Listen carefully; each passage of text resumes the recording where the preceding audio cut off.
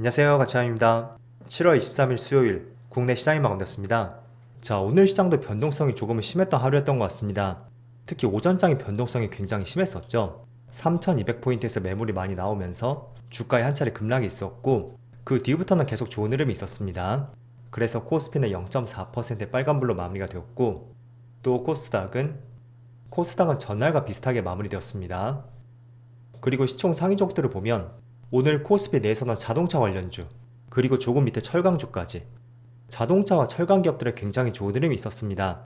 그 이유와 방향성은 조금 뒤에서 말씀드리겠고 또 코스닥은 3000당 제약의 상한가를 갔고 그 외의 종목들도 시장의 분위기가 나쁘지 않았습니다. 그리고 코스피 수급을 보면 다시 한번 이틀 만에 기관과 외국인의 양매수가 들어왔고 각각 3200억 정도 상당히 많은 수매수가 들어왔습니다. 반대로 코스닥은 기관과 외국인의 많은 수매도가 있었죠. 그리고 삼성전자, 오늘은 소폭의 빨간불이 들어왔지만 기관과 외국인의 양매도가 있었고요. 물론 평소 수급에 비해서는 많은 규모는 아닙니다. 다만 연기금 쪽에서 오늘 700억의 많은 순매도가 났었네요. 그리고 SK하이닉스, 이 종목은 지금 5일 연속으로 외국인의 순매도가 나오고 있습니다. 그리고 기관 쪽에서는 연기금의 꾸준한 순매도가 이어지고 있고요. 반대로 현대차, 이쪽은 모처럼 외국인의 2600억의 많은 순매수가 들어왔고 기관도 거의 1000억 가까운 순매수가 들어왔습니다. 그래서 최근에 한 달 내에 있어서 가장 많은 순매수 규모였고요. 그리고 기아도 마찬가지로 오늘 기관과 외국인의 많은 순매수가 들어왔습니다. 그럼 이어서 주체별 매매 동향에 대해서 살펴보도록 하겠습니다. 7월 23일 외국인이 가장 많이 매수한 종목은 현대차, 기아, 현대일렉트릭, 현대차 우선주, 한국전력. 오늘은 독보적으로 자동차 관련주를 많이 매집했었고요. 그리고 기관도 마찬가지로 현대차, 기아, 현대건설기계, 두산에어로빌리티, 포스코인터내셔널 이렇게 순서대로 매수했습니다. 자, 이어서 해외 증시를 보겠습니다. 전날 미국 증시는 약간 혼조세로 마무리되었습니다. 물론 낙폭이 기뻤던 것은 아니고요. 나스닥은 마이너스 0.4%, 그리고 S&P 500은 전날과 비슷했습니다. 또 다우지수는 반대로 플러스 0.4%였고요. 그런데 지금 보시는 것처럼 반도체 흡수가 무려 1.7% 급락이 있었고 그게 조금은 나스닥 지수를 밀어내렸었다 하나의 이유가 되었던 것 같습니다. 그리고 추가적으로 아시아 증시, 일본 증시는 지금 3.2% 급등이 나오고 있고 또 대만 증시는 1%의 빨간불이 들어오고 있습니다. 또 중국 증시도 마찬가지로 0.7%의 빨간불과 함께 최근의 추세가 정말로 무섭네요. 자, 우선은 몇 가지 지금 지수의 흐름을 보신 것처럼 미국의 반도체 흡수의 급락이 나왔었죠. 그리고 일본 증시가 3% 급등이 나오고 있습니다. 그래서 이 부분을 조금은 중점적으로 말씀드려보면 자, 일단 어제 미국 시장에서 반도체 업종에 대한 한 가지 좋지 않은 뉴스가 있었습니다. 오픈 AI의 대규모 프로젝트가 원활하게 돌아가지 않고 있다는 소식이 있었고 그 때문에 대부분의 AI 관련주들, 주로 반도체 관련주가 될 수가 있겠죠. 그 반도체 관련주에 약간의 투매가 나왔던 것 같습니다. 그래서 어제 엔비디아라든지 또 마이크론 테크놀로지 이런 업종들이 조금 더 낙폭이 깊게 나왔었고요. 그게 반도체 지수를 조금은 끌어내렸었던 하나의 이유가 되었습니다. 자, 그런데 그럼에도 불구하고 오늘 국내 반도체 관련주의 낙폭이 그렇게 깊지는 않습니다. 삼성전자가 지금 보합을 유지하고 있고 하이닉스도 마찬가지로 오히려 오후장에는 조금은 빨간불이 들어왔네요. 그래서 이런 부분은 우리가 일본 시장과 연관성을 한번 가져볼 수가 있는데 지금 일본 시장이 3% 이상의 급등이 나오고 있죠. 그건 오전에 일본과 미국이 무역 협상을 완료했고 상호 관세를 무려 25%에서 15%로 크게 떨어뜨렸다는 뉴스가 나왔습니다. 그리고 상호 관세는 이렇게 낮췄다고 해도 우리가 조금은 걱정을 하는 것이 바로 품목별 관세거든요. 어쨌든 국내와 일본도 마찬가지로 수출에 의존하는 국가이고 그런 면에서 뭐 반도체, 자동차, 철강 이런 품목별 관세를 굉장히 주의 깊게 봤었습니다. 자, 그런데 일본은 지금 자동차 관세를 12.5%까지 무려 12.5%로 타결이 되었습니다. 자, 그렇다 보니 국내 시장도 지금 일본을 바라보면서 시장 자체가 기대감이 많이 커진 것 같습니다. 전날에 미국의 반도체 관련주를 중심으로 해서 시장이 그렇게 좋지 않았음에도 불구하고 오전장에 일본이 무역 협상을 완료했다라는 것은 충분히 국내도 일주일 남은 시점에서 기대감을 가져볼 수 있는 그런 재료였다고 생각이 되고 또 상호 관세를 넘어서 자동차, 품목별 관세였죠. 그것도 12.5%로 타결했다는 것은 우리가 일본 시장을 바라볼 때 굉장한 성과라고 볼 수가 있습니다.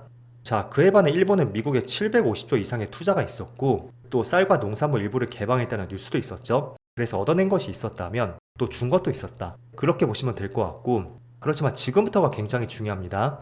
자, 앞서 우리가 일본 시장을 바라보면서 지금 기대감이 많이 올라온 것은 사실입니다. 대표적으로 품목별 관세 적용을 받고 있었던 지금 보시는 포스코홀딩스, 철강산업이라든지 그리고 자동차 관련주, 현대차하고 기아 이 두 개 업종이 그야말로 급등이 나오고 있습니다. 그래서 오늘까지는 기대감이 많이 작용이 되었습니다. 그렇지만 제가 일정을 말씀드렸었죠. 이번 주 금요일 국내도 이때 미국과의 관세 협상이 있습니다. 그래서 8월 1일까지는 이제 일주일밖에 남지 않았거든요.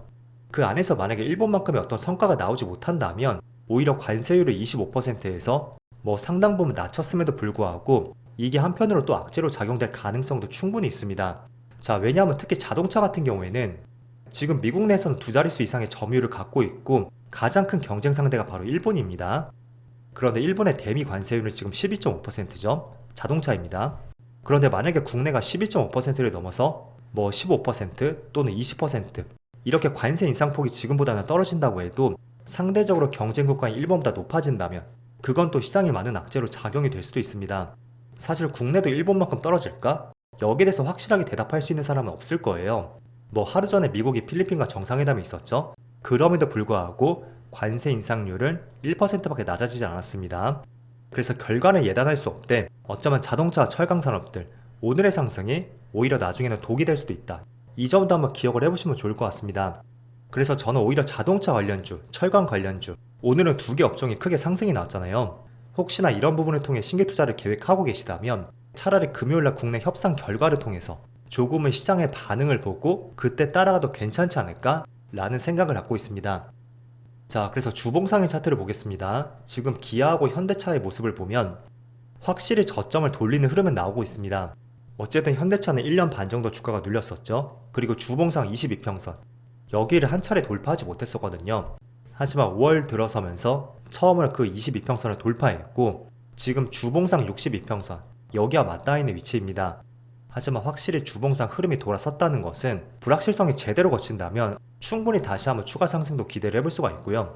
그런 면에서 기아도 마찬가지입니다. 기아가 현대차보다는 조금은 탄력적으로 움직이고 있죠. 그래서 기술적인 차트 흐름 이런 부분을 봤을 때 의미 있는 이평선을 많이 돌파했던 만큼 저는 조금 더 상승 가능성이 있지 않을까 그렇게도 생각을 하고 있지만 오히려 오늘 급등이 나왔다는 것이 만약에 정말로 일주일 안에 일본만큼의 어떤 성과를 내지 못한다면 그게 한편으로 오늘 급등에 따른 급락을 불러올 가능성도 있다. 이 점을 염두에 두시면 좋을 것 같습니다. 그래서 현대차하고 기아 오늘은 프로그램 매수도 많이 들어오고 있지만 이 재료적인 부분들 꼭 한번 기억을 해보시고 그에 따른 국내 협상은 이번 주 금요일에 있다 라는 점을 말씀드리겠습니다. 그래서 오늘 거래대금 상위 종목들을 보면 대체적으로 신규주를 제외했다면 자동차 관련주가 상위권에 포진해 있고 그리고 알래스카 프로젝트 관련주 동양철관이라든지 포스코 인터내셔널 이쪽도 상위권에 포진해 있습니다. 어쨌든 일본도 관세 협상을 통해서 성과를 얻어내기 위해서 알래스카 LNG 프로젝트에 대해서 미국 측과 합작 투자를 하기로 발표가 되었습니다. 자, 그럼 국내도 마찬가지로 높은 확률로 알래스카 프로젝트에 대해서 참여를 할 가능성이 상당히 높아졌겠죠. 그래서 그런 생각들이 지금 동양철관하고 또 포스코 인터내셔널 알래스카 프로젝트 관련주로 수급이 몰렸다고 생각이 됐고 또 철강 관련주도 마찬가지로 지금 상위권에 포진해 있습니다. 그리고 삼천당제약은 개별적인 이슈가 있었죠. 그래서 거래대금 상위 종목 내에서 의미 있는 상승이 나왔던 종목들 그 종목들은 자동차, 알래스카 프로젝트, 또 철강 기업들 이런 기업들의 주가 상승이 있었고 조만간에 미국과의 관세 협상을 통해서 어떤 긍정적인 성과가 나오지 않을까 라는 기대감이 시장에 많이 반영이 되었던 것 같습니다. 그렇지만 제가 조금 전에 말씀드린 것처럼 철강과 자동차 기업 같은 경우에는 아직까지는 조금은 확인할 것이 더 많다고 보여집니다. 그래서 너무 부푼 기대감을 가지고 막연하게 투자하는 것도 바람직하지 않을 수가 있으니까 이번 주와 다음 주 일정들 잘 살펴보시면서 조금은 한 발 늦게 투자해도 괜찮습니다. 그 일정들을 잘 살펴보시고 투자의 계획들을 세워나가자는 말씀 드리겠습니다. 자, 그럼 오늘도 정말 늦은 시간까지 수고 많으셨고요. 저는 내일 영상에서 다시 찾아뵙도록 하겠습니다. 모두 즐거운 저녁 되세요. 감사합니다.